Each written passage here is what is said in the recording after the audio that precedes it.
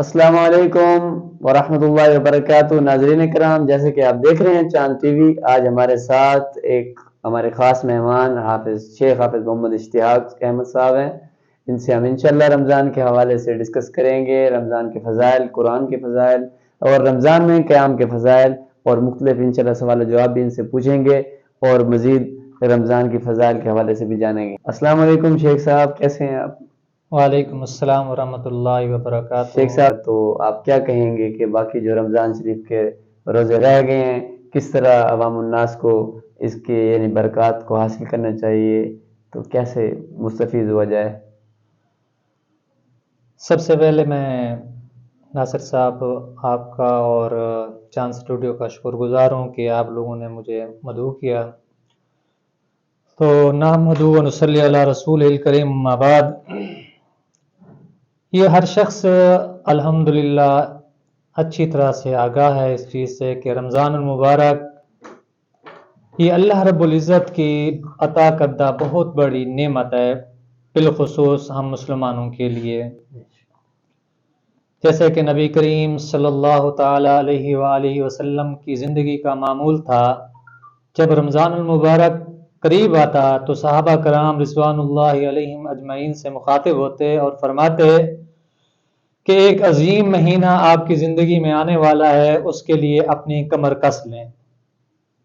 اور ایک مشہور حدیث ہے جو تقریباً علماء اپنے خطبات میں بیان کرتے ہیں کہ ایک مرتبہ نبی کریم صلی اللہ تعالی علیہ وآلہ وسلم منبر پر تشریف لانے لگے تو جیسے ہی پہلا قدم رکھا تو آپ علیہ الصلوۃ والسلام نے آمین کہا، اور اسی طرح دوسرا قدم رکھا پھر آمین کہا، جب تیسرا قدم رکھا تب بھی آپ علیہ الصلوۃ والسلام نے آمین کہا۔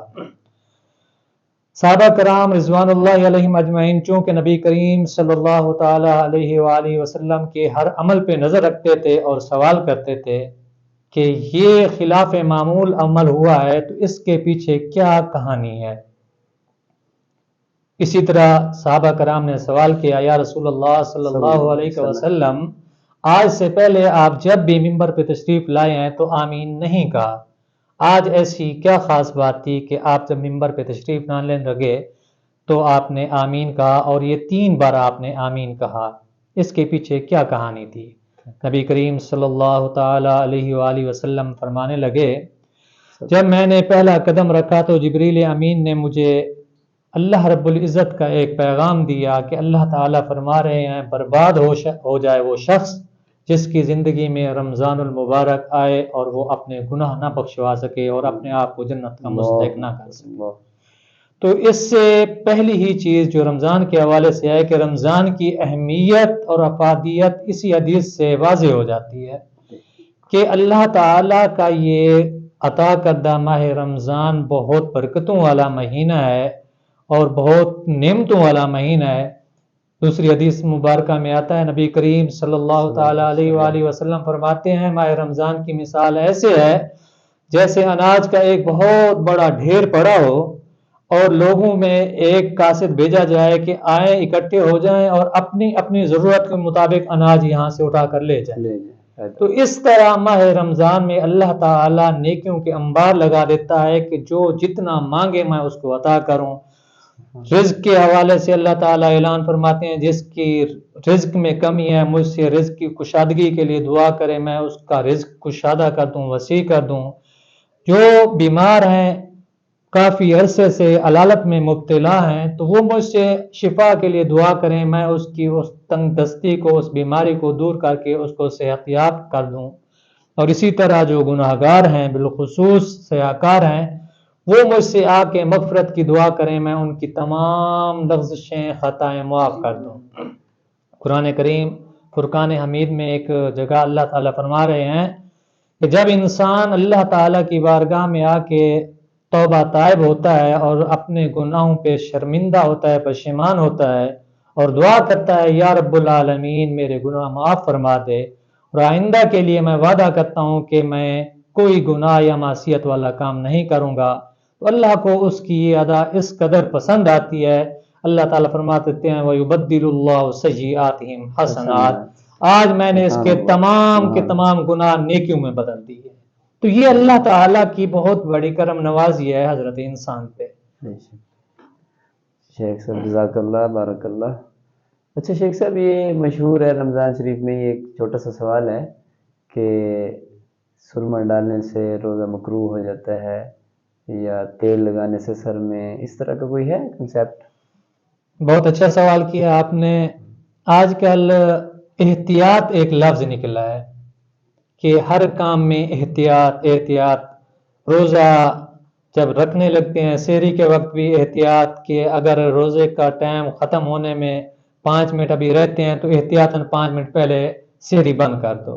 اور اسی طرح افطاری کا جب ٹائم ہو جاتا ہے تو کیا کہتے ہیں کہ 5 منٹ یا 2 منٹ کم از کم احتیاط کر لیتے ہیں، ہو سکتا ہے ابھی اگر سورج غروب نہ ہوا ہو.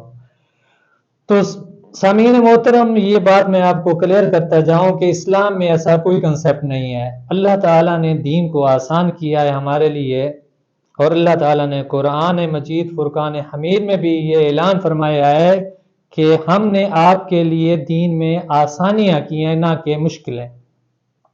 تو آقا علیہ الصلوۃ والسلام کا قول مبارک ہے، آپ علیہ الصلوۃ والسلام فرماتے ہیں سحری آخر وقت تک کھاؤ اور افطاری جتنی جلدی ہو سکے کر لو.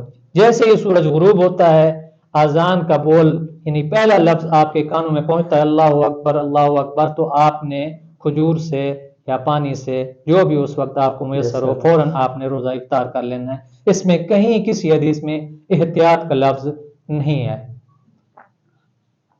باقی ہاں جو آپ کہہ رہے تھے سرما ڈالنے سے یا تیل لگانے سے، یا یہ کافی علماء بیان کر رہے ہوتے ہیں. میں جسم میں اسی طرح کہ اگر جسم کے کسی حصے سے خون نکلنے لگ جائے تو اس طرح کا ایسا کچھ بھی نہیں ہے سامعین.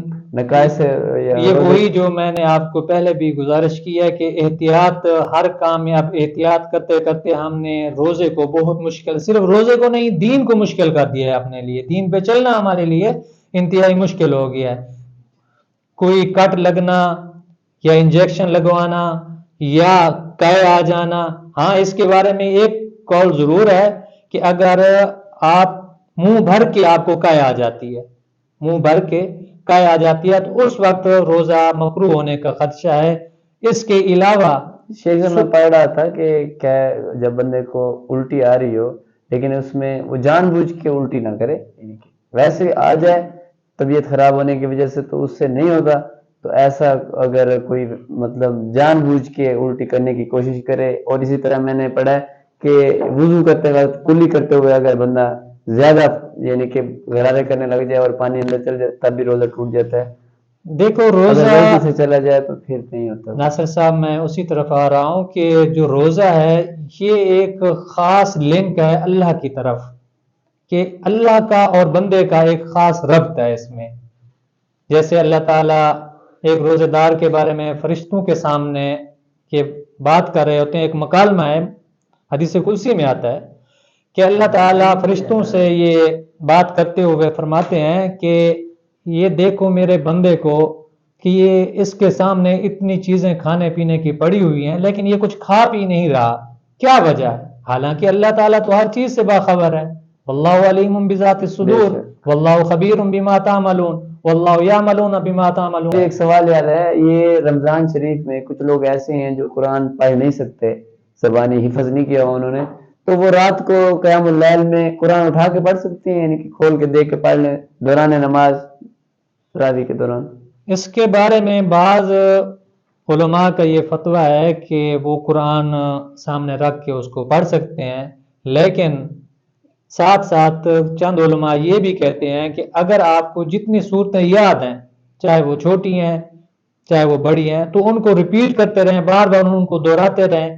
تو جتنی مرضی آپ رکعت لمبی کرنا چاہتے ہیں اور جتنا مرضی قیام کرنا چاہتے ہیں تو ان کو آپ پڑھتے رہیں. اسی طرح اگر آپ کا شوق ہے آپ قیام اللیل کرنا چاہتے ہیں تو کوشش کریں کہ دن کے وقت جب آپ تلاوت کرتے ہیں تو کوئی ایک رکوع یاد کر لیں اور اسی کو آپ قیام اللیل میں رات کے وقت ان رکعتوں میں بار بار تلاوت کرتے رہیں. اس طرح وہ آپ کو رکوع یاد بھی ہو جائے گا، قرآن بھی یاد ہوتا رہے گا اور ساتھ ساتھ آپ کا قیام اللیل بھی چلتا ہے. تو باقی اس میں کوئی کا بات نہیں ہے، آپ قرآن کھول کے بھی پڑھ سکتے ہیں، تلاوت کر سکتے ہیں اور ثواب دینے والی ذات اللہ تعالیٰ کی ہے، کیا قیام آپ اللہ کی ذات کے لیے اور اللہ بے شک، کی بے شک۔ خوشنودی کے حصول کے لیے کر رہے ہیں، تو اللہ کا کلام پڑھنے میں کوئی مذائقہ حرج نہیں ہے۔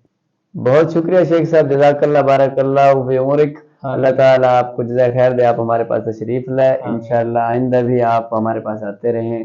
تو ناظرین کرام، انشاءاللہ ملتے ہیں ایک نیکسٹ ویڈیو میں، نیکسٹ پروگرام میں۔ تب تک کے لیے والسلام، تب تک کے لیے اللہ حافظ۔